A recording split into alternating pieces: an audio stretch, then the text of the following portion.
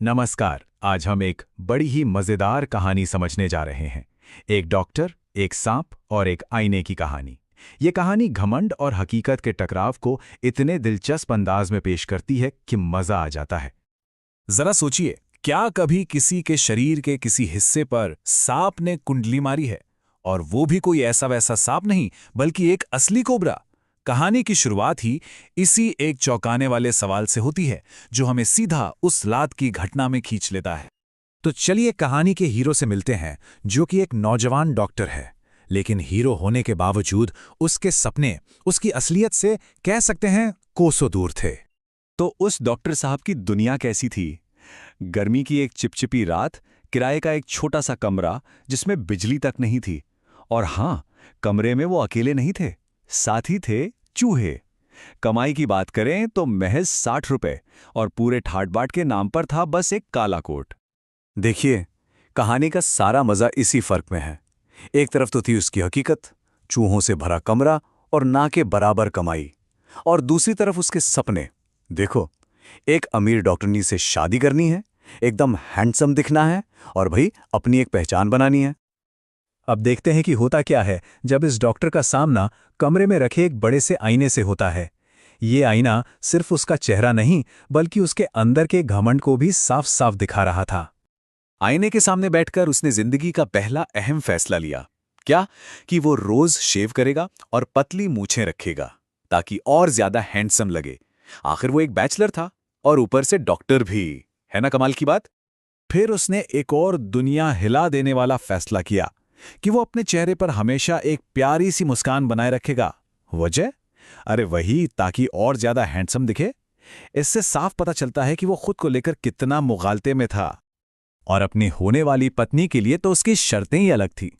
पहली, वो एक डॉक्टर होनी चाहिए। दूसरी, उसके पास खूब पैसा हो। तीसरी, उसकी मेडिकल प्रैक्टिस भी अच्छी चल रही हो। और सबसे जरूरी, वो मोटी होनी चाहिए, ताकि अगर डॉक्टर साहब कभी कोई गलती करके भागें तो वो बेचारी उन्हें पकड़ ही ना पाए। कमाल की सोच है। डॉक्टर साहब तो अपनी ही ख्याली दुनिया में खोए हुए थे, लेकिन हकीकत एक बहुत ही डरावने रूप में दरवाजे पर दस्तक देने वाली थी। और फिर अचानक कुर्सी के पीछे से रेंगता हुआ एक मोटा ताजा सांप सीधा उसके कंधे पर आ गिरा। बस यहीं पर कहानी का माहौल एक पल में बदल जाता है, हंसी मजाक से सीधे टेंशन की तरफ। वो कूदा नहीं।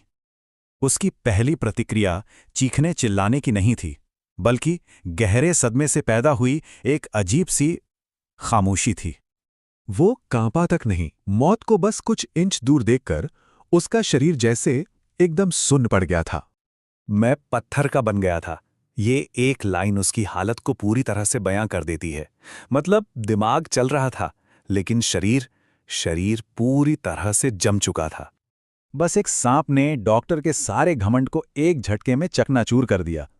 कहा तो वो कुछ पल पहले खुद को एक हैंडसम और बड़ा काबिल डॉक्टर समझ रहा था, और कहाँ अब वो खुद को एक गरीब, बेवकूफ और बेबस इंसान मानकर भगवान से प्रार्थना कर रहा था। लेकिन अब कहानी में एक बड़ा ही मजेदार मोड़ आता है। जिस चीज पर डॉक्टर को सबसे ज्यादा गुमान था ना, वही चीज अनजाने में उसकी जान बचा लेती है। सांप ने अपना मुंह घुमाया और आईने की तरफ देखने लगा, और उस डरे सहमे डॉक्टर के दिमाग में ये मजेदार सवाल आया, कहीं ये अपनी ही खूबसूरती तो नहीं निहार रहा?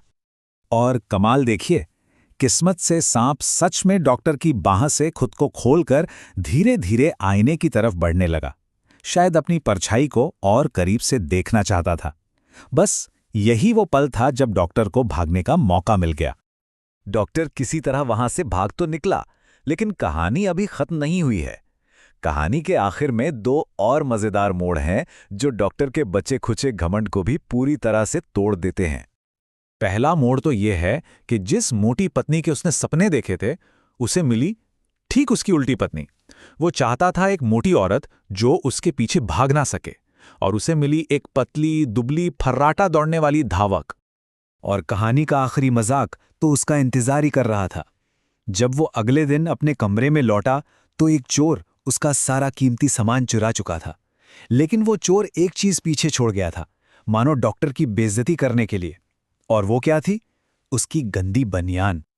तो आखिर में कहानी हमें इस सवाल के साथ छोड़ जाती है, कौन ज्यादा घमंडी था, वो इंसान या वो सांप? ये हमें सोचने पर मजबूर करता है कि घमंड आखिर होता क्या है और कैसे एक छोटा सा आईना किसी के भी अहंकार को सबके सामने ला सकता है।